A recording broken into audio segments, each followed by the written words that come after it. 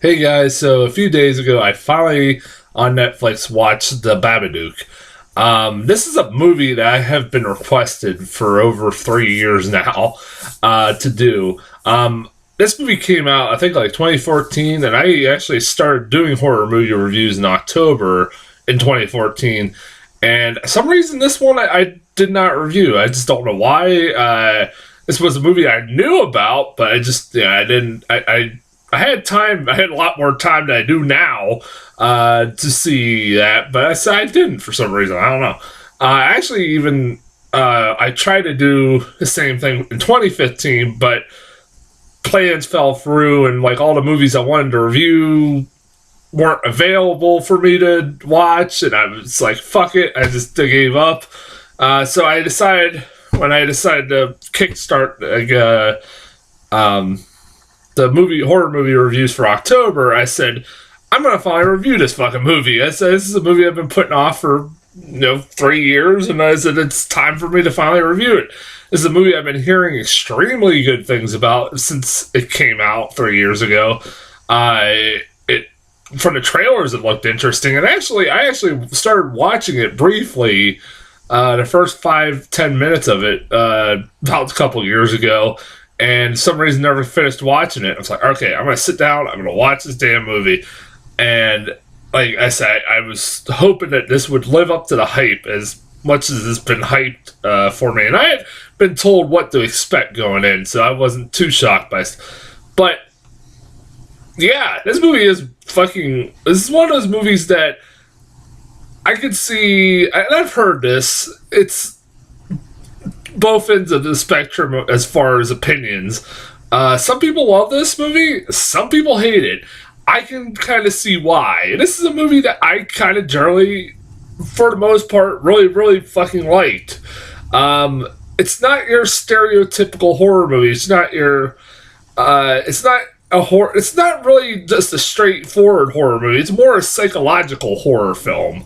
If you haven't seen this movie, it's a fucking interesting trip into madness is the best way to describe it. The main reason why I love this movie was the actors in this film, especially the mother.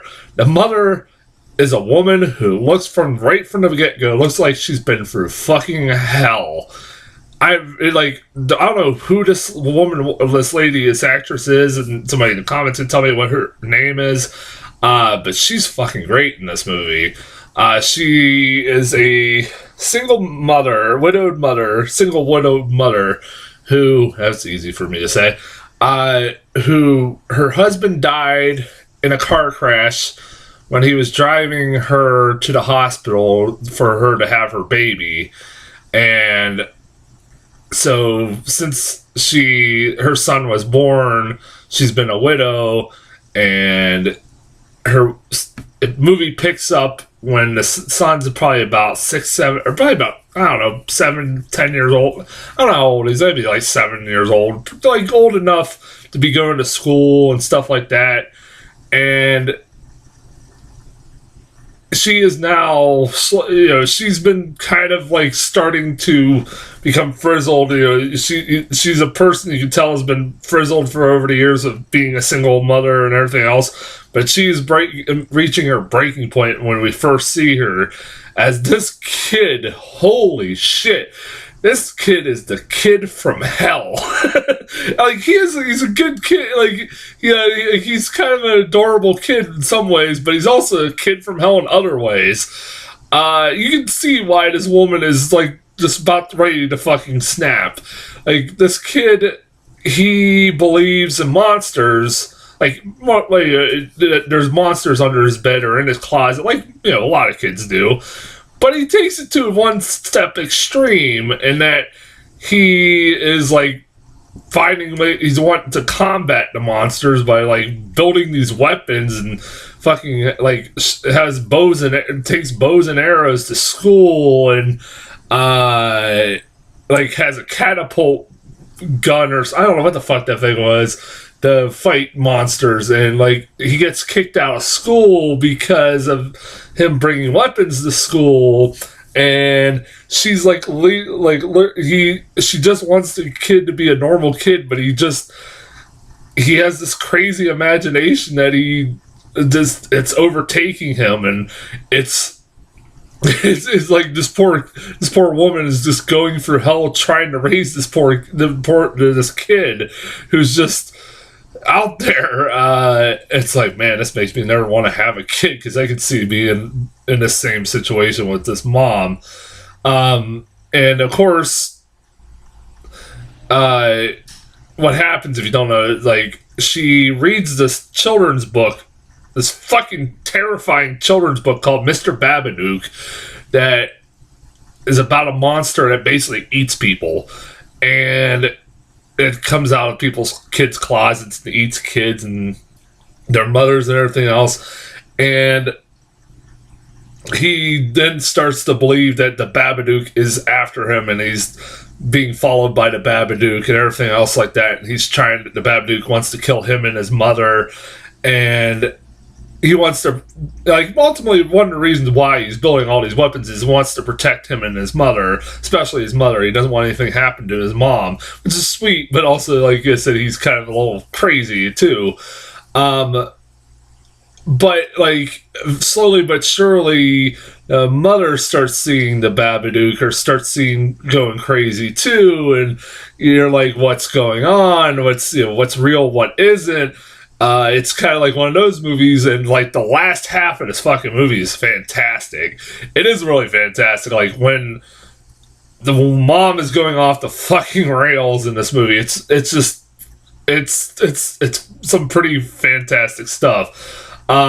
She is, like I said, it's really good. I don't want to spoil too much of it. I will say this movie does kind of just end. It's just like, you're like, the movie was over, and it feels like almost kind of anticlimactic, even though it's I mean, it resolves everything pretty well and everything else, but I'm like, man, it's like, I kind of want to see more of it. But if you're expecting, like, a monster movie, it isn't, because it's all in their head. Like, one of those movies, it's all in their head. It's like an allegory about grief and regret and all that stuff like that.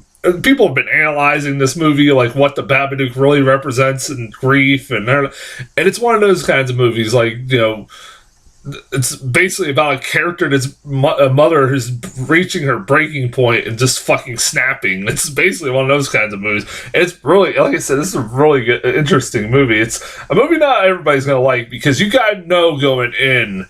It's not a monster movie. Not even the trailers really made it out to be one. I think some people would think that because of what the movie's about, or what the movie's called, but it isn't. It's just a very straightforward psychological thriller, and it's kind of fun. Goddamn, do I also feel this is getting the spoilers a little bit, but fuck, it kind of ends. I was actually surprised that it has kind of a happy ending and everything else like that, which I was not expecting, because, like, early on, I'm like, this is not going to end well at all. I can tell. The only person that doesn't end well for is the fucking dog. That poor fucking dog. What the hell? Was that fucking necessary? God damn. That's all I'm going to say about that. But yeah, I recommend Babadook if you haven't seen it. I know this is a review that's 3 years, like, too late. But, I mean, yeah, I recommend the Babadook. It was an interesting sit. I don't regret watching it. It's like, yeah, it's definitely one of those movies that was pretty much worth the hype. It was, like I said, it's really well acted. The mom especially was really good. But yeah, I do highly recommend this. I got, over the next few days, I got like 5 more reviews to pull off before Friday. I'm leaving till the 30th to North Carolina. So I gotta try to get the next 5 movies reviews out. Go see 5 more movies and put reviews on them before Friday. I'm hoping, maybe worst case scenario, might have one on Halloween. Maybe. if I can't get them all. There might be a chance I might not be able to review them all. But so expect a shitload of reviews for the next few days. And until then, I'll talk to you guys later.